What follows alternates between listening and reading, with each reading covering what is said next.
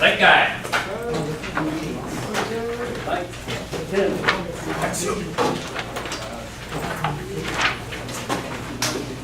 Okay, my favorite chapter, diagnosis, troubleshooting, and repair. All right. Anybody want to know why it's my favorite chapter? It's the money. What's that? Fat wallet. Fat wallet? What'd you say? Money. Money. This is where we make our monies, guys. Diagnosis. You would believe how many technicians across the United States just don't understand what we're going to teach you in this chapter. Good chapter. I love this chapter, actually. It's my favorite to teach. You know, whenever I get asked to teach this chapter, it's a substitute. I was like, yes. A couple things you know about this chapter is, this is diagnosis, troubleshooting, and repair. Basics, all right? In this chapter, this is what we're going to be talking about. We're going to define types of electrical problems to include shorts, opens, and high resistances. All right, got a question for the class. Of all electrical problems, every one that's out there, I mean, consider think of the electrical problems that are out there that you've dealt with in your time, or heard about, people talked about. Categorize them all. How many categories do you think we can get them into? Hundreds? Thousands? Of different problems out there? What do you think? What do you think? Someone throw a number out there. Thousands? 10? 100? 4. 4. You can basically categorize every electrical problem that's happened to cars down to 4 problems. Open, high resistance, short to power, short to ground. Some way, somehow, each one of the problems can be lumped into there. And so we're just going to break it down into these 4 problems, show you how to diagnose them, the repair procedure on how to diagnose these guys, all right?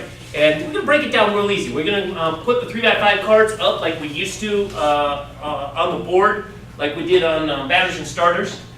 Okay, well, we're going to identify these the steps on how to do them. We're just going to break them down to 4. We're going to identify the appropriate tools. What's the best tool out there, though?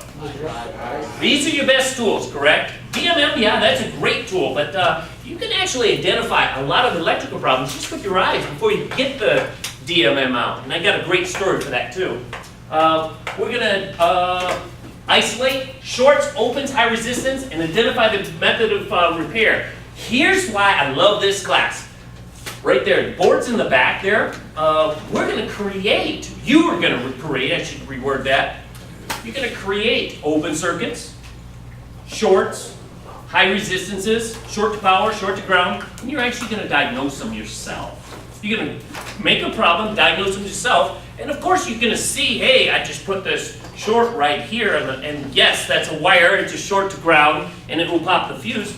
But we're going to show you how to test and trust your meter. Trust your meter. What's it showing you?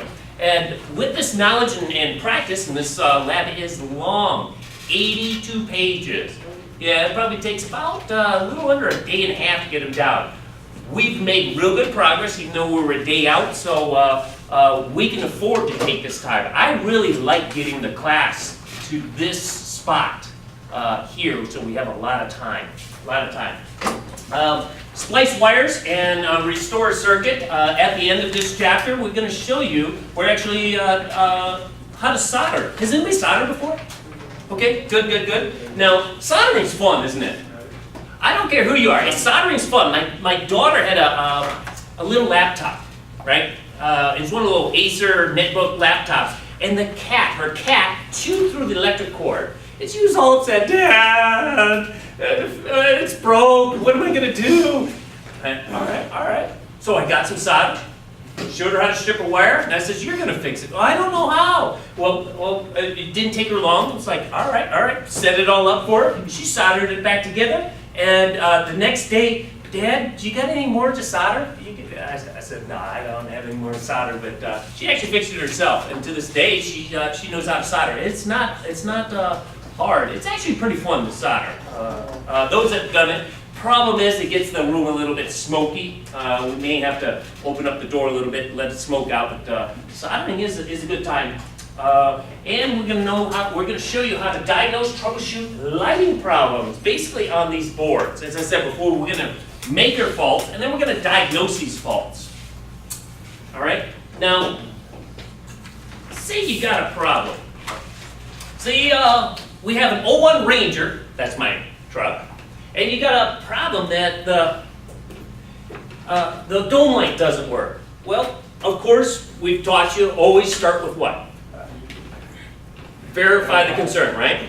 Okay, after you verify the concern, sometimes you don't know where to go. I mean, I can teach you how to do the repair procedures, but what do you do first?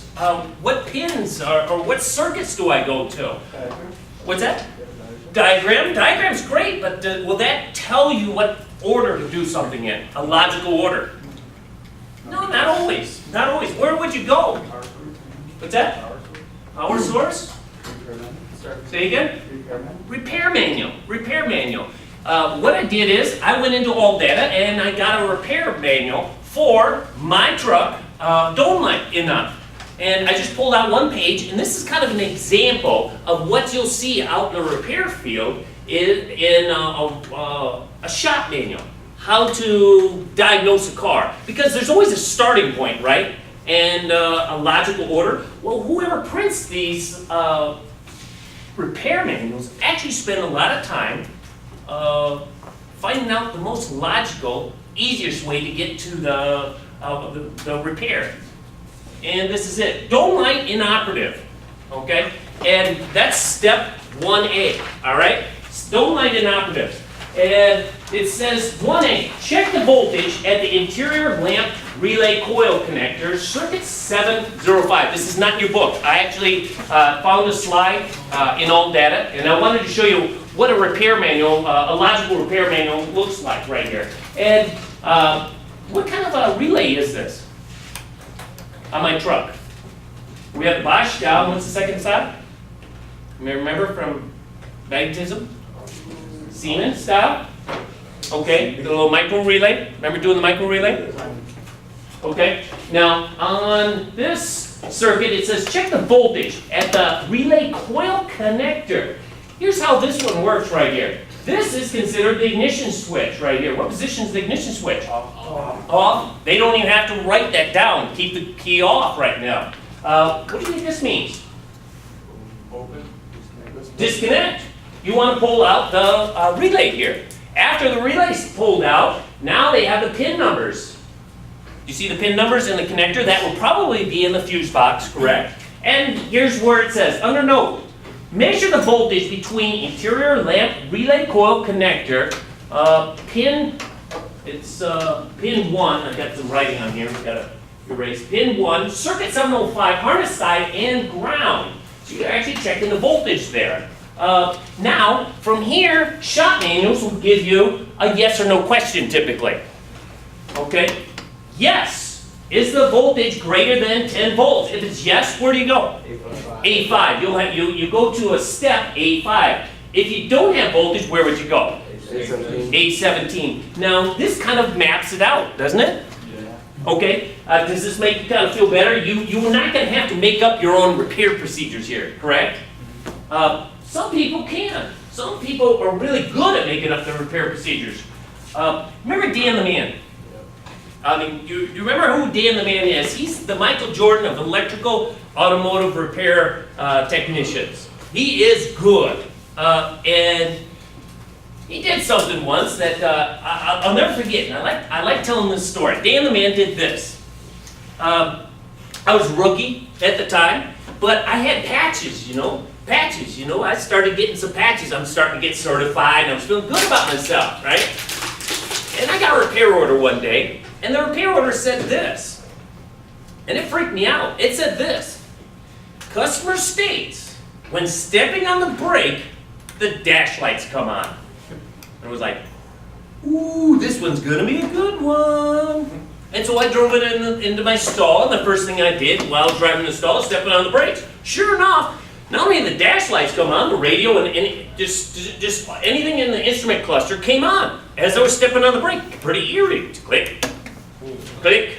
Lights are coming on. I was thinking, oh, wow.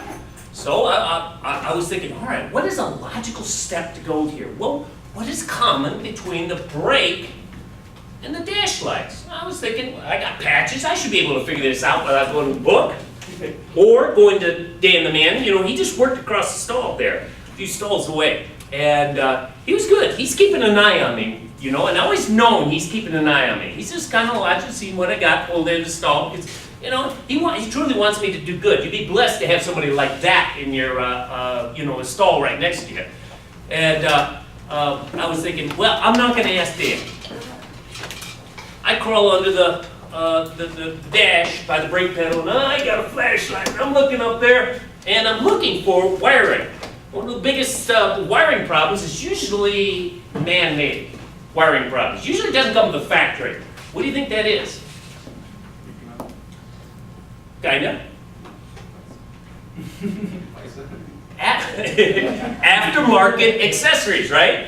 And where people don't do a good job, they say, oh, here's a power wire, let's tap into that. That's what I was looking for. Number one, when I usually find electrical problem, I usually look for what's been added onto this thing. Alarms, remote starts is a good one. You know, some kind of amplifiers. Where are they tapping into?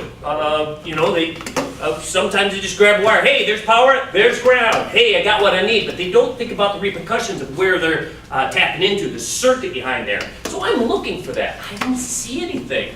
Didn't see anything added on this thing.